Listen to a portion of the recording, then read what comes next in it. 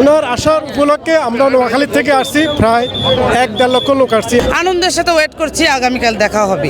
খুব ভালো লাগছে, খুব শান্তি লাগছে। ওনাকে দেখার জন্য এত কষ্ট করে আসছি। বাংলাদেশে তারেক রহমান আসার মানে বাংলাদেশ একটা শান্তি প্রতিষ্ঠিত হবে। আজকের অনুভূতির মতন অনুভূতি আমাদের কখনো এই 17 বছর আমরা পাইও নাই, আর আমাদের কপালে জুটে নাই। ঠিক আছে, আলহামদুলিল্লাহ যে উনি আসতেছে। ওনার আসার উপলক্ষে আমরা নোয়াখালী থেকে আসছি, প্রায় 1-1.5 লক্ষ লোক আসছি আমরা অল নোয়াখালী থেকে। আগামীকালও অনেক লোক আসবে, এখনও আসতে আছে। আমরা দোয়া করি যে ওনার মাধ্যমে যেন আমরা আমাদের অতীতের সব কিছু ভালোভাবে আমরা ফিরে পাই, দেশের স্বাধীনতা সেটা যেন রক্ষা পায়। 2008 সালে দেখা হয়েছিল, যখন উনি খুব অসুস্থ, একদম হুইল চেয়ারে বসেছিলেন। দীর্ঘ সময় ওনার কাগজ প্রসেসিং যখন করছিল, তখন আমরা দেখছিলাম উনি কাকড়াচ্ছেন হুইল চেয়ারের ওপর। ওই অবস্থায় লাস্ট দেখা হয়েছে সশরীরে। সেটাই আমরা আবার গভীর আগ্রহের সাথে আনন্দের সাথে ওয়েট করছি, আগামীকাল দেখা হবে। এই অনুভূতিটা আসলে প্রকাশ করার মতন না। আমরা যেমন কিছু কিছু অনুভূতি থাকে অব্যক্ত, আমাদের এই অনুভূতিটা এরকম। এটা শুধু আজকে আমাদের অনুভূতি না, সারা বাংলাদেশের মানুষের অনুভূতি।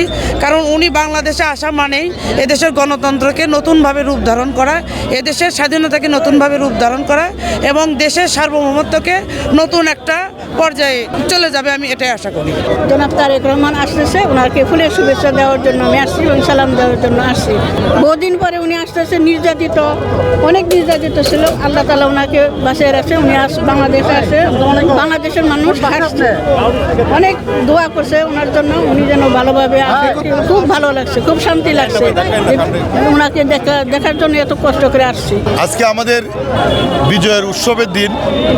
আগামীকাল পৃথিবীর ইতিহাসে বাংলাদেশের সবচেয়ে জনপ্রিয় নেতা বিএনপির ভারপ্রাপ্ত চেয়ারম্যান তারেক রহমান আসবে।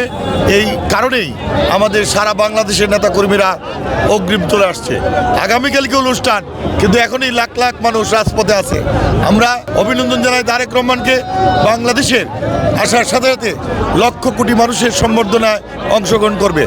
বাংলাদেশে তারেক রহমান আসার মানে বাংলাদেশ একটা শান্তি প্রতিষ্ঠিত হবে, গণতন্ত্রের ভোটাধিকার ফিরে পাবে।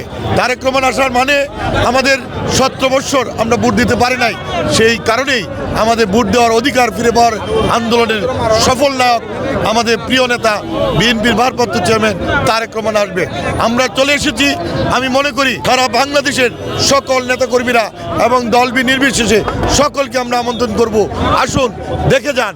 আমাদের প্রিয় নেতা আসছে এবং সেই নেতার একটা মাত্র ইচ্ছা, এই বাংলাদেশটাকে সারা পৃথিবীর মধ্যে একটা স্বর্ণযুগের মতো রাষ্ট্র তৈরি করতে চায়।